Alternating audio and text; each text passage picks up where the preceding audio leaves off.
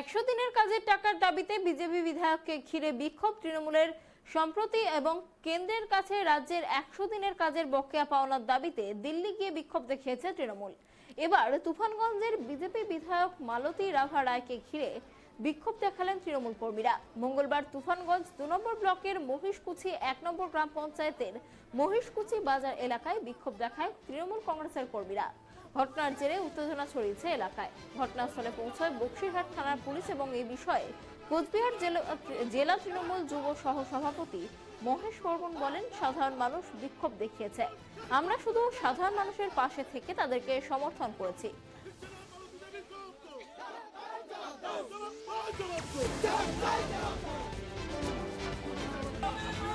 বিক্ষোভ সেরকম কিছু না, আমাদের দলের তরফ থেকে সাধারণ মানুষ বিক্ষোভ দেখালো, আমরা শুধু সাধারণ মানুষের সঙ্গে থাকলাম।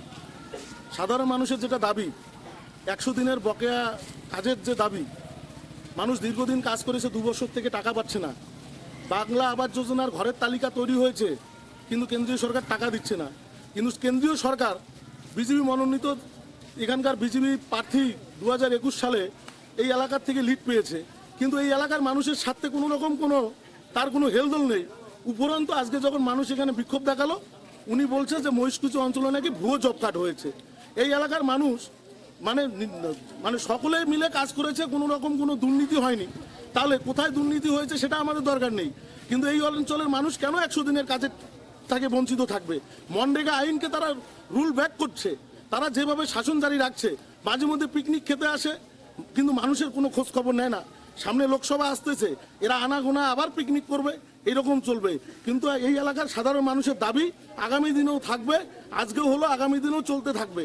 যদি 100 দিনের কাজের টাকা যদি না দেয়, আগামী দিনে এই এলাকার মানুষ এদেরকে প্রতিহত করবে, এদেরকে আগামী দিনে ভোট বাক্স থেকে জবাব দিবে।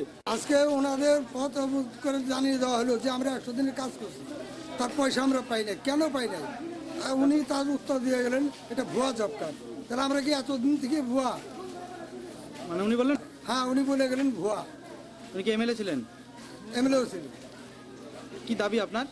আমার দাবি 100 দিনের কাজ চাই, বাকি টাকাগুলো আমাদের দিয়ে দেয়, মানে পুজোর মধ্যে। শিলিগুড়ি এয়ারভিউ মোড়ে অনুষ্ঠানের মধ্য দিয়ে উদ্বোধন করা হলো সিসিটিভি ক্যামেরা ও দুর্গাপূজা উপলক্ষে লাগানো রঙিন আলোর সাজসজ্জা। দুর্গাপূজা উপলক্ষে শিলিগুড়ি শহরের নিরাপত্তাকে আরো জোরদার করতে শিলিগুড়ি জলপাইগুড়ি উন্নয়ন কর্তৃপক্ষের তরফে শিলিগুড়ি শহরে 100টি সিসিটিভি ক্যামেরা লাগানো হয়েছে। এদিন অনুষ্ঠানের মধ্য দিয়ে সেই সিসিটিভি ক্যামেরাগুলির উদ্বোধন করা হয়।